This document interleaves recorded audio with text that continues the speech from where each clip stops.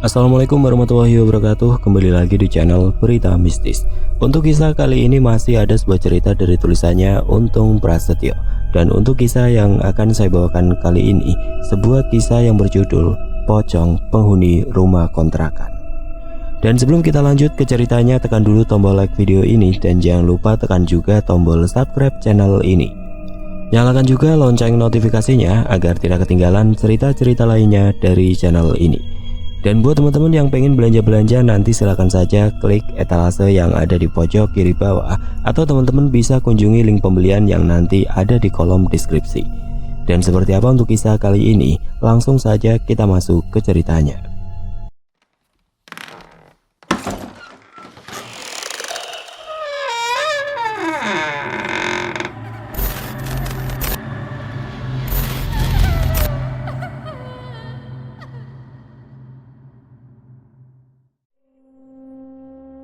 Setelah menikah dan mendapatkan pekerjaan baru, Mas Gatot pun berencana untuk membawa sang istri tinggal di kota Jakarta. Dengan penghasilannya saat itu, dia merasa yakin jika dia mampu untuk mencukupi kebutuhan keluarganya. Mas Gatot mulai mencari informasi tentang rumah kontrakan yang sesuai dengan penghasilannya. Setiap hari sepulang bekerja, dia menyempatkan diri untuk berkeliling di beberapa kawasan di Jakarta yang terkenal dengan harga sewa yang terjangkau. Dia mengecek setiap plang yang menawarkan rumah kontrakan, mencatat nomor kontak, dan sesekali mampir langsung untuk melihat kondisi rumah yang disewakan. Pencarian itu tidak selalu mudah. Beberapa rumah yang dia kunjungi memang sesuai dengan anggarannya, tapi lokasinya terlalu jauh dari tempat kerjanya. Di lain waktu, dia menemukan rumah yang lokasinya strategis, namun sewanya jauh di atas kemampuannya. Tidak jarang Mas Gatot merasa lelah dan putus asa, namun mengingat tujuannya untuk membawa istri tinggal bersamanya di Jakarta, dia kembali bangkit bersemangat. Dia sadar bahwa kehidupan di Jakarta menuntut ketekunan dan kesabaran. Setelah lebih dari 1 minggu mencari, akhirnya Mas Gatot menemukan sebuah rumah kontrakan sederhana di kawasan pinggiran Jakarta. Meskipun tidak besar, rumah itu bersih dan cukup nyaman untuk dihuni bersama istrinya. Harganya juga cukup terjangkau, sehingga tidak akan membebani penghasilannya sebagai sopir pribadi. Mas Gatot pun segera menghubungi pemilik rumah tersebut dan menanyakan harga sewa serta syarat-syarat lainnya yang dibutuhkan. Dan setelah menyepakati soal harga dan syarat-syarat lainnya, Mas Gatot pun diantar ke rumah petakan yang akan ditempatinya itu. Dengan diantar oleh pemilik rumah kontrakan tersebut, Mas Gatot mengikuti langkah tuan rumah melewati 5 bangunan rumah kontrakan lainnya yang sudah penuh terisi. Setiap bangunan yang dilewati memiliki ciri khas tersendiri. Ada yang tampak sedikit usang, ada juga yang baru direnovasi. Namun ketika mereka tiba di bangunan yang berada di pojok belakang, Mas Gatot terkesan oleh rumah petakan yang akan segera dikontrak. Bangunan itu terlihat bersih dan terawat, dindingnya dicat rapi, halamannya kecil namun cukup tertata, dan suasananya tampak tenang. Saat melihat rumah itu dari luar, Mas Gatot merasa lega. Meskipun berada di bagian belakang, tapi rumah tersebut terlihat jauh lebih baik dibandingkan beberapa kontrakan lain yang sempat dia kunjungi. Pemilik rumah menunjukkan pintu utama, membuka kunci, dan mengajak Mas Gatot masuk. Begitu memasuki bagian dalam rumah, Mas Gatot memperhatikan setiap sudut ruangan. Ruangannya tidak terlalu besar, hanya terdiri dari 1 kamar. Ruang tamu kecil yang menyatu dengan dapur, serta kamar mandi sederhana di bagian depan, tepat di samping pintu rumah tersebut. Meskipun sempit, rumah ini bersih dan terawat, menunjukkan bahwa pemilik sebelumnya atau penghuninya benar-benar menjaga kebersihan tempat itu. Namun ada satu hal yang membuat Mas Gatot sedikit ragu. Rumah itu terasa sedikit pengap. Udara di dalamnya tidak terlalu segar, mungkin karena posisinya di pojok dan jauh dari jendela-jendela besar atau ventilasi yang baik. Ruangan tampak kurang mendapat cahaya matahari, dan angin juga tidak banyak masuk. Meski begitu, Mas Gatot berusaha untuk tidak terlalu memikirkan hal ini. Dia menyadari bahwa tidak mudah mendapatkan rumah dengan harga terjangkau di Jakarta. Lagi pula rumah ini jauh lebih layak dibanding beberapa kontrakan lainnya yang ia lihat sebelumnya. Pemilik rumah tersenyum ramah, menjelaskan bahwa meskipun rumah ini berada di pojok belakang, lingkungannya cukup aman dan nyaman. Tidak banyak penghuni yang sering berpindah-pindah dan rata-rata penyewa di sekitar sini telah tinggal selama bertahun-tahun. Itu memberikan sedikit rasa tenang pada Mas Gatot, meyakinkannya bahwa lingkungan ini cukup stabil dan ramah. Setelah melihat-lihat bagian dalam rumah, Mas Gatot pun berdiri di ambang pintu, melihat halaman kecil di depannya. Meskipun lokasinya di belakang dan agak tersembunyi, ia merasa rumah ini cukup cocok untuk menjadi tempat tinggalnya bersama sang istri. Dengan harga yang sesuai kemampuan dan kondisi yang masih layak, ia merasa ini adalah pilihan terbaik yang bisa ia dapatkan saat ini. Tanpa banyak berpikir lagi, Mas Gatot memutuskan untuk menyewa rumah tersebut. Dia berbicara dengan pemilik rumah, menyepakati harga, dan mengatur pembayaran uang muka. Sekali lagi, meski ada sedikit keraguan di dalam dirinya karena kondisi rumah yang sedikit pengap, Mas Gatot meyakinkan diri bahwa ini hanyalah awal dari perjalanan barunya di Jakarta. Setelah menyepakati pembayaran dengan pemilik rumah, Mas Gatot bertemu dengan seorang lelaki yang tampaknya sudah lama tinggal di sekitar kontrakan tersebut. Pria itu berperawakan sederhana, dengan wajah yang menunjukkan guratan pengalaman hidup. Namanya Iwan, dan dia menyapa Mas Gatot dengan ramah. Namun dalam perbincangan singkat mereka, Iwan mulai memberikan informasi yang membuat Mas Gatot sedikit terkejut. Iwan mengatakan bahwa rumah yang akan ditempati oleh Mas Gatot sudah lama tidak dihuni. Awalnya Mas Gatot tidak terlalu memikirkan hal tersebut. Dia berpikir bahwa mungkin saja orang-orang sebelumnya pindah karena alasan ekonomi atau pekerjaan. Namun kata-kata Iwan berikutnya mulai mengusik pikirannya. "Rumah kontrakan itu berbeda dengan yang lainnya, Mas," ujar Iwan dengan suara sedikit lebih rendah, seolah-olah menyimpan sebuah rahasia yang tidak ingin dia ungkapkan secara terang-terangan. "Beberapa yang pernah tinggal di sini tidak pernah bertahan lama. Ada yang pindah setelah hanya beberapa bulan. Bahkan ada yang kabur di tengah malam tanpa memberitahu siapapun." Mas Gatot terdiam sejenak, mendengarkan penuturan Iwan dengan seksama. Sebenarnya dia bukan tipe orang yang mudah percaya pada hal-hal mistis atau cerita yang tidak masuk akal. Namun dari nada bicara Iwan terdengar serius dan membuatnya penasaran. "Ada apa dengan rumah itu?" tanya Mas Gatot dalam hati, meskipun sebenarnya dia ragu ingin tahu lebih jauh. Terlepas dari semua itu, Mas Gatot tidak ingin terpengaruh terlalu jauh. Baginya, mencari rumah kontrakan yang terjangkau di Jakarta bukanlah perkara mudah. Apalagi dia telah membayar uang sewa rumah tersebut. Dia tidak punya banyak pilihan selain melanjutkan rencananya untuk pindah bersama istrinya ke rumah tersebut. Setelah bertemu dengan Iwan, Mas Gatot kembali ke rumah kos-kosan tempat dia tinggal bersama beberapa temannya yang sama-sama berasal dari desa. Hari itu meskipun pikirannya sedikit terganggu dengan cerita yang didengar dari Iwan, tapi dia berusaha untuk tetap tenang. Setibanya di rumah kos, Mas Yanto dan Mas Dodo, dua teman dekatnya itu, sedang duduk santai di ruang tamu kecil kos tersebut. Mereka langsung menyambut kedatangan Mas Gatot dengan senyum dan pertanyaan penuh rasa ingin tahu. "Bagaimana, Tot? Udah dapat rumah kontrakan?" tanya Mas Yanto, yang paling antusias di antara mereka. "Udah, alhamdulillah, akhirnya nemu juga yang cocok. Harganya pas di kantong, tempatnya lumayan bersih juga," jawabnya sambil melepas jaket dan duduk bersama teman-temannya. "Wah, mantep, Tot. Akhirnya lo bisa pindah juga, bawa istri ke Jakarta. Udah lama lo nyari kan? Gimana? Lokasinya di mana?" Mas Gatot menjelaskan bahwa rumah kontrakan yang ia temukan berada di pojok belakang sebuah perumahan kecil di pinggiran Jakarta. Dia menceritakan bahwa rumahnya tidak terlalu besar, tapi cukup nyaman dan bersih. Dalam obrolan itu, Mas Gatot sengaja tidak menyebutkan apa yang dikatakan oleh Iwan tentang rumah itu. Dia tidak ingin menimbulkan kekhawatiran atau membuat suasana menjadi tegang. Lagi pula, dia masih belum yakin apakah cerita Iwan itu benar-benar berarti sesuatu. Mas Yanto dan Mas Dodo terus menggali informasi dari Mas Gatot, menanyakan tentang biaya sewa, lingkungan sekitar, dan kapan ia berencana pindah. "Gue udah bayar penuh rumah kontrakan itu, dan rencananya besok malam gue mau mulai nempatin itu rumah. Jadi kalau ada waktu, kalian bantuin gue ya ngangkut-ngangkut barang," ujar Mas Gatot sambil tersenyum. "Pasti bro, tenang aja, kita pasti bantu." Meskipun suasana perbincangan itu penuh canda dan tawa, tapi di benak Mas Gatot terselip rasa gelisah. Dia terus memikirkan kata-kata Iwan yang samar dan misterius. Namun di hadapan teman-temannya, Mas Gatot tetap berusaha bersikap biasa-biasa saja. Baginya, tidak ada gunanya menambah beban pikiran mereka, terutama jika hal itu belum tentu benar. Malam itu setelah berbincang-bincang dengan teman-temannya, Mas Gatot kembali ke kamarnya. Dia berbaring di tempat tidur, mencoba memejamkan mata, tapi bayangan rumah kontrakan di pojok belakang itu kembali muncul dalam pikirannya. Suasana sepi dan cerita Iwan terus berputar di benaknya, membuatnya sulit tidur. Mas Gatot mencoba meyakinkan dirinya sendiri bahwa semua itu hanya kebetulan.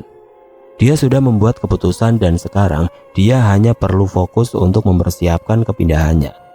Di dalam hatinya dia bertekad untuk tidak membiarkan keraguan atau rasa takut menghalangi rencana masa depannya bersama sang istri. Bagaimanapun juga, rumah itu adalah awal baru bagi mereka, dan Mas Gatot ingin mewujudkan kehidupan yang lebih baik di Jakarta, terlepas dari segala cerita yang dia dengar. Pada hari Minggu yang cerah, Mas Gatot memulai harinya dengan semangat. Hari itu dia berencana membeli beberapa perabot rumah tangga yang diperlukan untuk mengisi rumah kontrakan barunya. Bersama Mas Yanto dan Mas Dodo, dia menuju pasar dan toko-toko perabotan di sekitar kawasan Jakarta. Mereka membeli barang-barang dasar seperti kasur, meja, kursi, dan beberapa peralatan dapur yang penting. Mas Gatot berhati-hati dalam memilih barang, memastikan semuanya sesuai anggaran yang telah ia siapkan. Setelah selesai berbelanja, ketiganya segera kembali ke rumah kos-kosan untuk mulai memindahkan barang-barang pribadi milik Mas Gatot. Koper berisi pakaian, beberapa barang elektronik, dan barang-barang kecil lainnya, semuanya mulai dikemas. Meski barang yang dimilikinya tidak terlalu banyak, proses pindahan tetap membutuhkan tenaga ekstra. Dan untungnya, Mas Yanto serta Mas Dodo dengan senang hati membantu. "Ya begini nih, pindahan pertama kali ke rumah sendiri pasti seru," ujar Mas Yanto sambil tertawa, mengangkat kardus berisi buku-buku milik Mas Gatot. Mas Gatot tersenyum meskipun dalam hatinya masih ada sedikit rasa khawatir, namun dia berusaha fokus pada kegembiraan akan rumah barunya. Dengan bantuan kedua sahabatnya itu, barang-barang mulai diangkut satu persatu ke dalam mobil bak terbuka yang dia sewa. Perjalanan menuju rumah kontrakannya pun dimulai. Sesampainya di rumah kontrakan yang berada di pojok belakang, Mas Gatot mulai merasa lebih lega.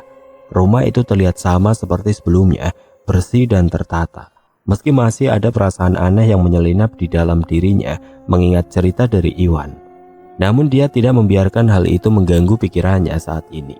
Fokusnya adalah membereskan barang-barang dan menata rumah. Setelah memarkir mobil bak di depan rumah, mereka bertiga mulai memindahkan barang-barang ke dalam rumah. Suasana terasa sunyi karena letak rumah ini agak jauh dari jalan utama. Satu demi satu barang dibawa masuk ke rumah. Mas Gatot menata kasur di kamar, sementara Mas Yanto dan Mas Dodo membantu mengatur meja dan kursi di ruang tamu kecil. Dapur pun mulai diisi dengan beberapa peralatan baru yang telah mereka beli. "Rumah ini lumayan juga ya, bersih dan tenang," ujar Mas Dodo sambil meletakkan barang terakhir. "Mungkin kalau malam agak sepi, tapi ini cocok banget buat lo yang pengen suasana nyaman," saut Mas Yanto sambil mengedarkan pandangan ke sekitar rumah. "Ya tenang sih, mungkin karena rumahnya di pojok belakang, jadi nggak terlalu banyak gangguan," jawab Mas Gatot dengan tenang. Setelah semua barang selesai dipindahkan, ketiganya duduk sebentar di ruang tamu, menikmati segelas air dingin yang sudah mereka siapkan sebelumnya. Pindahan itu selesai lebih cepat dari yang mereka perkirakan. Mas Gatot bersyukur memiliki teman-teman yang begitu membantu. "Sip, sekarang tinggal lo sama istri yang nempatin. Mudah-mudahan istri lo betah tot," kata Mas Yanto sambil tertawa kecil. "Insya Allah, makasih ya kalian berdua udah bantuin hari ini," jawab Mas Gatot tulus. Setelah semua barang selesai ditata di rumah kontrakannya, waktu terasa berjalan cepat. Hari semakin sore dan suasana mulai tenang di sekitar rumah yang berada di pojok belakang itu. Mas Gatot yang merasa sangat berterima kasih atas bantuan dua sahabatnya memutuskan untuk membuatkan kopi hitam kesukaan mereka sebagai tanda terima kasih. Aroma kopi mulai memenuhi rumah, memberikan kehangatan di tengah suasana rumah yang masih baru dan belum sepenuhnya akrab bagi mereka. Ketika kopi selesai dibuat, Mas Gatot menyajikannya di meja kecil di ruang tamu. Mas Yanto dan Mas Dodo dengan santai menyeruput kopi mereka, menikmati waktu istirahat setelah lelah memindahkan barang-barang. Meskipun suasana sore itu terasa santai. Di benak Mas Gatot, ada perasaan ragu yang terus muncul. Perasaan yang sejak awal menghantuinya sejak mendengar cerita Iwan tentang rumah ini. Ia tidak ingin tidur sendirian di malam pertamanya di rumah kontrakan yang baru. Setelah merenung sejenak, Mas Gatot memutuskan untuk meminta Mas Yanto dan Mas Dodo menemani dirinya menginap di malam itu. Dia merasa dengan kehadiran kedua sahabatnya itu, dia bisa lebih tenang melewati malam pertama di rumah yang bagi sebagian orang mungkin terasa ganjil. Tanpa banyak basa-basi, kedua sahabatnya itu pun setuju dan akan menginap di rumah kontrakan Mas Gatot malam itu. Menjelang malam, suasana di luar semakin sunyi. Rumah-rumah di sekitarnya tampak tertutup rapat. Tidak ada suara kendaraan lewat. Hanya sesekali terdengar suara angin yang berembus lembut. Setelah makan malam sederhana yang mereka buat bersama, Mas Gatot, Mas Yanto dan Mas Dodo mulai bersiap untuk tidur. Mereka menggelar kasur tipis di lantai ruang tamu, cukup untuk bertiga berbagi tempat. Mas Gatot berbaring dengan mata masih terbuka, mendengarkan setiap suara kecil di dalam rumah. Detak jarum jam, gemerisik angin dari luar, dan sekali-kali suara-suara kecil yang tidak dapat ia jelaskan. Meski dia tidak ingin terlihat cemas di depan sahabatnya, tapi dalam hati dia merasa was-was. Perbincangan pun terus berlanjut, hingga sekitar pukul 9 malam, Mas Gatot mulai merasa tambah khawatir dengan rumah yang dia tempati itu. Semua berawal dari Mas Dodo yang hendak buang air kecil di kamar mandi yang letaknya berada di samping bagian depan rumah kontrakan tersebut. Suasana tenang di rumah kontrakan Mas Gatot tiba-tiba berubah menjadi kacau ketika Mas Dodo yang sebelumnya tampak santai mendadak berlari keluar dari kamar mandi dengan wajah pucat. Tanpa mengucapkan sepatah kata pun, dia langsung melesat pergi meninggalkan Mas Gatot dan Mas Yanto yang kebingungan. Peristiwa itu terjadi begitu cepat hingga mereka tidak sempat menanyakan apa yang sebenarnya terjadi. Mas Gatot dan Mas Yanto saling bertatapan, mencoba memahami situasi yang aneh itu. Mereka tidak pernah melihat Mas Dodo bertindak seperti itu sebelumnya. Dalam kebingungan, Mas Gatot memperhatikan bahwa Mas Dodo meninggalkan barang-barangnya begitu saja. Handphone jadulnya, rokok, dan bahkan sendal yang dia pakai masih tergeletak di depan pintu. Mas Gatot dan Mas Yanto berdiri di depan pintu rumah, memandangi jalan setapak yang mengarah keluar dari area kontrakan. Kegelapan malam sudah mulai menyelimuti dan tidak ada tanda-tanda Mas Dodo kembali. Kejadian itu membuat suasana rumah yang tadinya hanya terasa sedikit aneh, kini menjadi jauh lebih mencekam. Mas Gatot merasa ada sesuatu yang tidak beres, tapi dia tidak bisa menjelaskan apa yang sebenarnya terjadi. Mas Yanto yang sejak tadi juga terdiam, mulai mencoba menganalisis situasi. Tidak ada suara keras atau sesuatu yang terlihat di kamar mandi ketika Mas Dodo keluar, namun ekspresi ketakutannya jelas bukan hal yang bisa diabaikan begitu saja. Apa yang sebenarnya dilihat atau dialami Mas Dodo di dalam kamar mandi? Pikir mereka berdua dalam diam. Waktu berlalu dengan lambat dan ketegangan semakin meningkat. Mas Gatot mulai merasa tidak nyaman dengan peristiwa aneh yang terjadi di rumah barunya. Sebuah perasaan was-was yang sebelumnya sudah ada sejak dia pertama kali mendengar cerita dari Iwan, kini kembali merayap dalam benaknya. Meskipun begitu, Mas Gatot dan Mas Yanto memutuskan untuk menunggu beberapa saat. Mungkin saja Mas Dodo hanya kaget atau panik karena sesuatu yang sepele dan akan kembali dalam waktu dekat. Namun semakin lama mereka menunggu, semakin jelas bahwa Mas Dodo tidak berniat kembali ke rumah itu malam ini. Keputusan harus segera diambil. Mas Gatot dan Mas Yanto mulai merapikan barang-barang Mas Dodo yang tertinggal, termasuk handphone, rokok, dan sendalnya. Akhirnya dengan suasana hati yang berat, Mas Yanto pun memutuskan untuk mencari keberadaan Mas Dodo. Sementara Mas Gatot diminta untuk tetap bersama di rumah itu, sambil berharap bahwa apapun yang terjadi pada Mas Dodo hanyalah hal sementara dan tidak akan mengganggu malam pertama Mas Gatot di rumah kontrakannya. Namun perasaan ganjil itu semakin kuat, seolah ada sesuatu di rumah itu yang diam-diam mengawasi mereka. Setelah kepergian Mas Dodo yang tiba-tiba dan disusul oleh Mas Yanto, malam itu Mas Gatot akhirnya tinggal sendirian di rumah kontrakan barunya. Kejadian yang baru saja terjadi membuat pikirannya terus bertanya-tanya, mengulang-ulang dalam benaknya apa yang sebenarnya dialami Mas Dodo. Suasana yang tadinya penuh canda tawa mendadak berubah menjadi mencekam. Rumah kontrakan yang awalnya tampak sederhana dan tenang, kini terasa dingin dan penuh tanda tanya. Mas Gatot mencoba menenangkan dirinya duduk di ruang tamu dengan lampu redup yang menerangi ruangan. Namun, keheningan malam terasa semakin tebal. Setiap detik terasa seperti sangat lama berlalu dan setiap sudut ruangan tampak lebih gelap daripada sebelumnya. Perlahan, dia mulai merasakan kehadiran sesuatu yang tidak biasa di rumah itu. Bukan sesuatu yang bisa dia lihat, tapi ada getaran aneh yang membuat bulu kuduknya merinding. Bersamaan dengan rasa takut yang mulai datang, tiba-tiba saja ada suara kecil dari arah dapur. Mas Gatot menoleh, mendengar bunyi yang mirip dengan gelas atau piring yang tersenggol. Jantungnya berdegup lebih cepat. Dia tahu tidak ada siapapun di dapur. Barang-barang yang baru saja dipindahkan tadi siang masih tersusun rapi. Tapi suara itu nyata, seolah ada yang bergerak di sana. Dia mencoba mengabaikannya, berpikir mungkin hanya imajinasinya atau suara dari luar. Namun tidak lama kemudian ada suara lain. Kali ini suara langkah kaki. Pelan namun jelas, datang dari arah kamar mandi, tempat di mana Mas Dodo tadi berlari keluar. Mas Gatot terdiam, tubuhnya kaku, mendengarkan langkah-langkah itu seolah semakin dekat. Hatinya mulai diliputi kecemasan yang tidak tertahankan. Ada sesuatu yang bergerak di rumah itu, dan ia merasa seolah sedang diawasi. Udara di dalam rumah tiba-tiba terasa lebih dingin, meski tidak ada jendela yang terbuka. Mas Gatot merasa tubuhnya bergetar. Dia mencoba mengumpulkan keberanian, berdiri perlahan dan berjalan menuju kamar tidur untuk memeriksa. Setiap langkah yang dia ambil terasa berat, seolah ada sesuatu yang menahannya. Ketika dia sampai di depan pintu kamar, perasaan ganjil semakin kuat. Tidak lagi terus larut dalam ketakutannya, Mas Gatot pun memilih untuk segera tidur.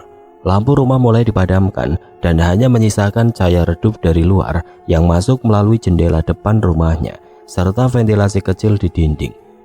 Suasana yang awalnya terasa semakin berubah, menyisakan keheningan yang tidak biasa. Walau merasa ketakutan, tapi Mas Gatot terus memaksakan kedua matanya untuk terpejam, agar dia dapat segera tidur, dan apa yang diharapkannya pun berhasil.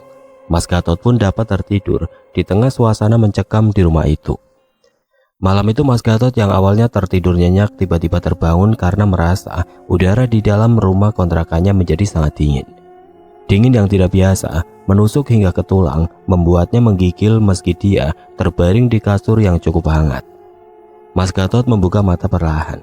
Masih dalam keadaan setengah sadar, mencoba meraba-raba apa yang terjadi. Namun udara yang begitu dingin membuat pikirannya langsung terjaga sepenuhnya. Ketika dia mulai sadar sepenuhnya, perasaan aneh mulai menyelimutinya. Ada sesuatu yang tidak biasa, bukan hanya soal udara dingin. Dia merasakan kehadiran lain, sesuatu yang tidak bisa dijelaskan dengan logika. Punggungnya terasa berat, seolah ada sesuatu yang menekan dari belakang. Sesuatu yang terasa seperti tubuh seseorang yang sedang berbaring tepat di sampingnya, menempel erat. Mas Gatot membeku di tempat, bulu kuduknya meremang, tubuhnya tidak bisa bergerak. Pikiran paniknya mulai berputar, mencoba mencari penjelasan rasional, tapi dalam kegelapan yang melingkupi ruangan, dia tahu bahwa apa yang dia rasakan bukanlah hal yang biasa. Tapi ada sesuatu atau seseorang yang juga sedang berada di sana, di atas kasur yang sama, tepat di belakangnya. Detik-detik berlalu dan semakin lama perasaan berat di punggungnya semakin terasa nyata. Nafasnya tercekat, jantungnya berdegup kencang. Dan di tengah keheningan malam, dia mendengar suara nafas pelan dan berat di dekat telinganya. Suara nafas itu tentu saja bukan miliknya, tapi sesuatu yang ada di belakangnya yang menempel pada punggungnya, seolah bernapas, perlahan namun pasti. Mas Gatot mencoba mengumpulkan keberanian, tapi tubuhnya seakan kaku. Dia ingin bergerak dan ingin menoleh untuk melihat apa yang ada di belakangnya. Namun ketakutan menahannya. Di dalam hatinya dia tahu, apapun itu dia tidak ingin melihatnya. Waktu terasa berjalan sangat lambat, udara semakin dingin, dan nafas di belakangnya semakin terdengar jelas.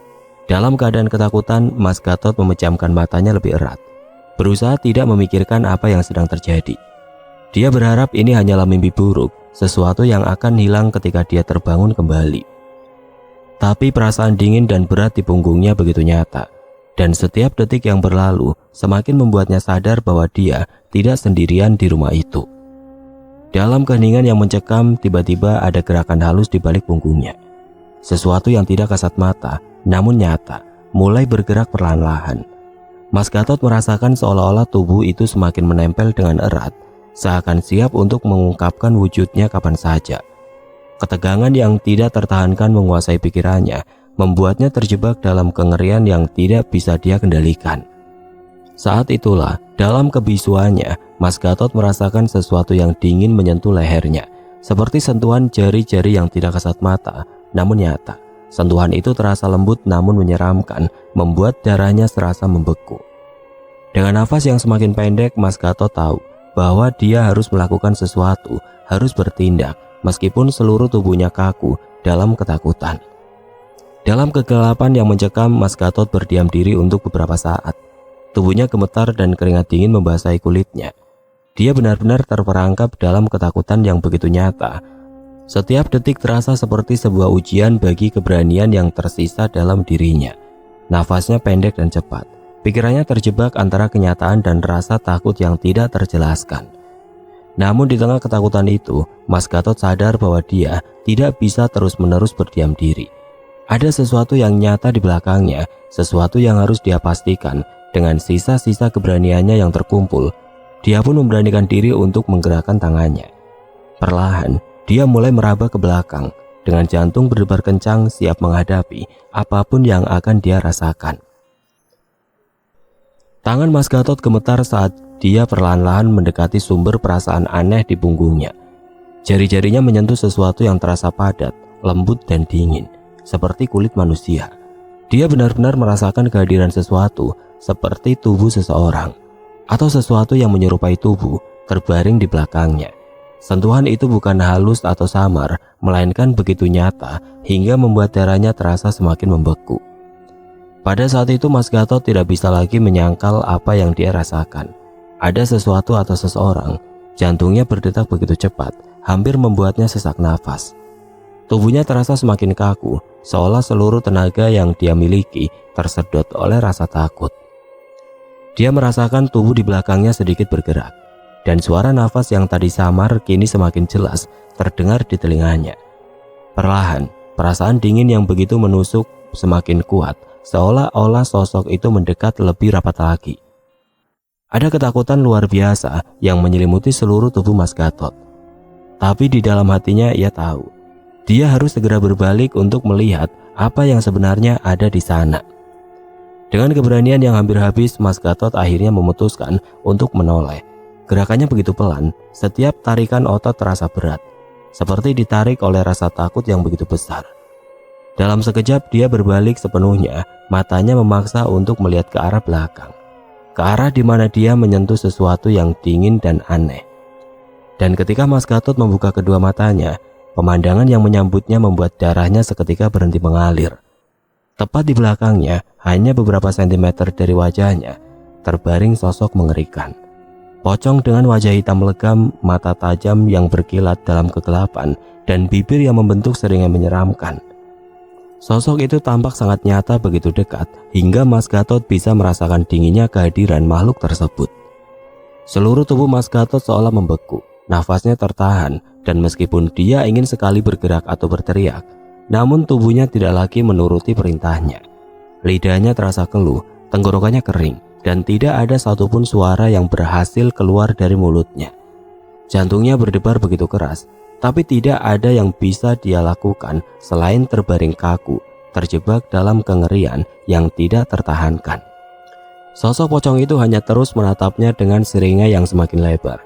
Makhluk tersebut seolah sangat menikmati ketakutan yang sedang dirasakan oleh Mas Gatot. Matanya yang gelap dan dalam seperti jurang itu menancap ke dalam jiwa Mas Gatot, menelanjangi setiap lapisan keberanian yang tersisa dalam dirinya. Mas Gatot bisa merasakan hawa dingin mengalir dari makhluk itu, meresap ke dalam tulangnya, membuat tubuhnya semakin kaku dan tidak berdaya. Detik-detik berlalu namun terasa seperti selamanya. Sosok pocong itu tetap diam di tempat, tidak bergerak. Tapi kehadirannya saja sudah cukup untuk membuat Mas Gatot terjebak dalam kengerian. Dalam benaknya, dia terus bertanya-tanya, apakah ini mimpi buruk yang tidak kunjung berakhir, ataukah dia benar-benar sedang berhadapan dengan sesuatu yang tidak seharusnya berada di dunia ini. Setelah rasa takut dalam hatinya memuncak, tiba-tiba saja Mas Gatot merasakan seluruh tubuhnya mulai kehilangan kekuatan. Tubuhnya yang semula kaku mendadak terasa berat, kepalanya pusing, dan pandangannya mulai mengabur. Dunia di sekitarnya tampak berputar dan suara desiran aneh memenuhi telinga.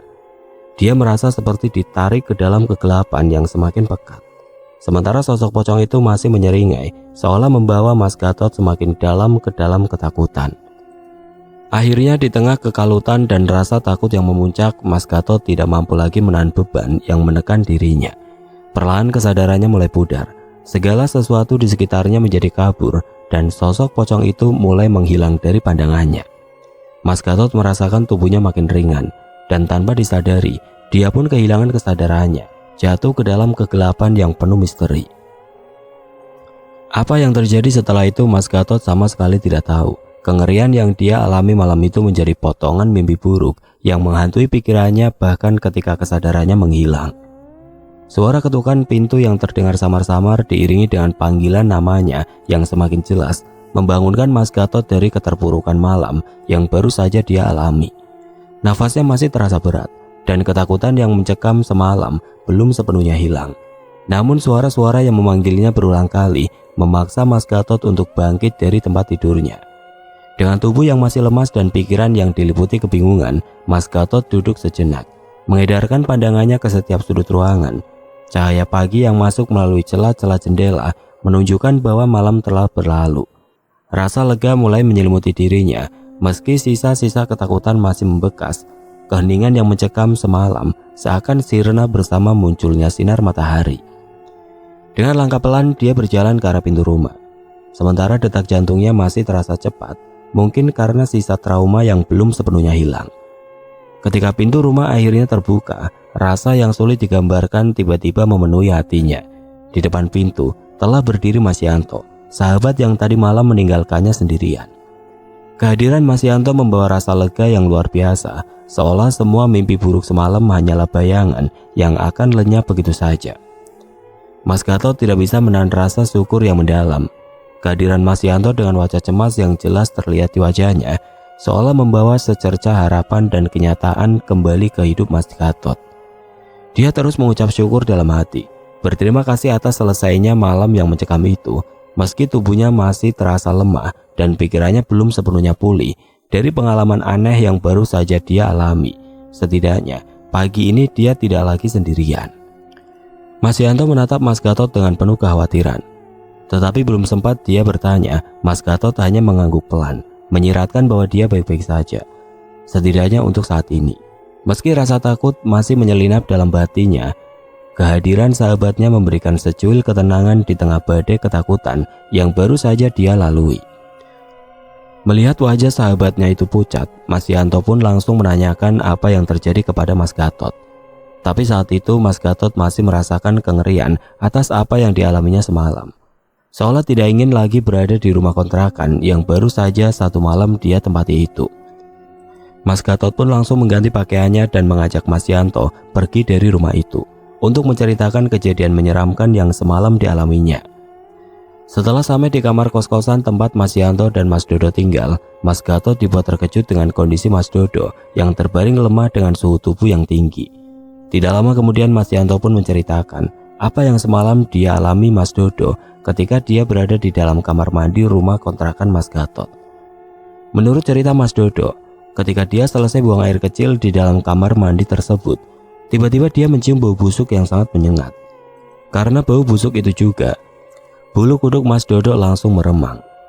Dan rasa takut pun mulai menyelimutinya. Mas Dodo yang berusaha menenangkan diri dan ingin segera masuk kembali ke dalam rumah kontrakan Mas Gatot, akhirnya harus mengalami kejadian yang sangat mengerikan. Setelah rasa takutnya tidak terbendung lagi, Mas Dodo pun segera membuka pintu kamar mandi tersebut. Namun ketika dia membuka pintu, Mas Dodo melihat penampakan sosok pocong yang berdiri tepat di depannya dengan hanya berjarak kurang dari 3 meter. Menurut Mas Dodo, sosok pocong tersebut berdiri tepat di depan pintu rumah kontrakan Mas Gatot yang masih sedikit terbuka.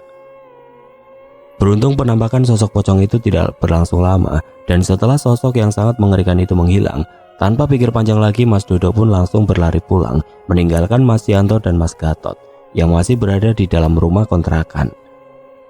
Dalam perjalanan pulangnya itu Mas Dodo tidak mengingat apapun. Dia kembali tersadar ketika pemilik rumah kos-kosan tempatnya tinggal menepuk pundaknya malam itu. Menurut pemilik rumah kos-kosan tempat Mas Dodo tinggal, dia melihat Mas Dodo berdiri cukup lama di depan gerbang rumahnya. Mas Dodo terlihat seperti orang bingung yang tidak tahu arah dan tujuan. Wajahnya terlihat pucat dan pandangan matanya kosong. Setelah mendapatkan kembali kesadarannya, Mas Dodo pun langsung duduk tepat di depan pintu gerbang. Tubuhnya gemetar ketakutan dan dia terlihat menyembunyikan wajahnya di antara kedua lututnya. Beruntungnya Pak Haji Kosim yang tidak lain adalah pemilik rumah kos-kosan tersebut mengetahui jika ada sesuatu yang buruk sedang menimpa Mas Dodo. Pak Haji Kosim pun langsung memanggil Rizky yang kebetulan hendak keluar rumah. Salah seorang yang juga tinggal di rumah kos tersebut diminta untuk mengambilkan air minum untuk Mas Dodo. Dan setelah membacakan doa-doa, lalu Pak Haji Kosim pun mengusap wajah Mas Dodo lalu memberinya air minum. Setelah kondisi Mas Dodo terlihat membaik, Pak Haji Kosim pun meminta Rizky untuk membawanya ke kamar kos-kosan yang ada di lantai atas. Dan tidak lama kemudian Mas Yanto pun datang dengan wajah yang terlihat diselimuti kebingungan.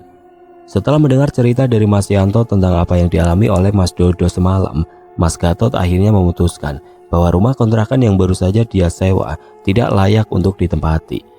Pengalaman yang menyeramkan yang dia alami ditambah dengan kepergian Mas Dodo secara tiba-tiba setelah mengalami sesuatu yang aneh di kamar mandi, membuatnya semakin yakin bahwa ada sesuatu yang tidak beres dengan rumah tersebut. Meskipun dia telah mengeluarkan uang untuk membayar sewa, Mas Gatot sadar bahwa ketenangan dan keselamatan jauh lebih penting daripada mempertahankan kontrakan yang penuh dengan aura misteri itu. Tanpa berpikir panjang, Mas Gatot langsung memutuskan untuk mengemasi barang-barangnya. Dia tidak mau menunggu lebih lama di rumah yang telah memberinya pengalaman hampir mati ketakutan. Setiap perabotan yang dia beli dengan penuh semangat beberapa hari sebelumnya, kini hanya menjadi pengingat akan malam yang mencekam. Meski merasa kecewa karena harus meninggalkan rumah itu, tapi keputusannya sudah bulat. Dia tidak ingin mengulangi kejadian serupa atau bahkan mengalami sesuatu yang lebih buruk lagi. Dengan bantuan Mas Yanto, Mas Gatot pun langsung memindahkan barang-barangnya ke rumah kos-kosan yang ditempatinya bersama Mas Dodo dan juga Mas Yanto. Dia tidak lagi memperdulikan uang yang sudah dikeluarkannya untuk sewa rumah tersebut. Baginya, ketenangan hati dan rasa aman jauh lebih berharga daripada memaksakan diri untuk tinggal di tempat yang penuh dengan misteri dan kengerian. Mas Gatot kemudian mulai mencari rumah kontrakan lain yang lebih aman dan nyaman.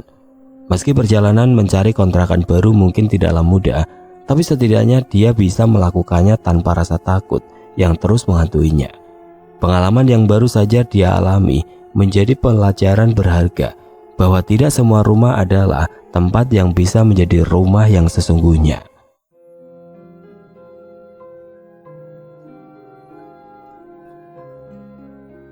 Oke teman-teman, sekian untuk kisah kali ini. Semoga apa yang sudah saya bagikan dalam kisah ini dapat dijadikan pembelajaran untuk kita semua.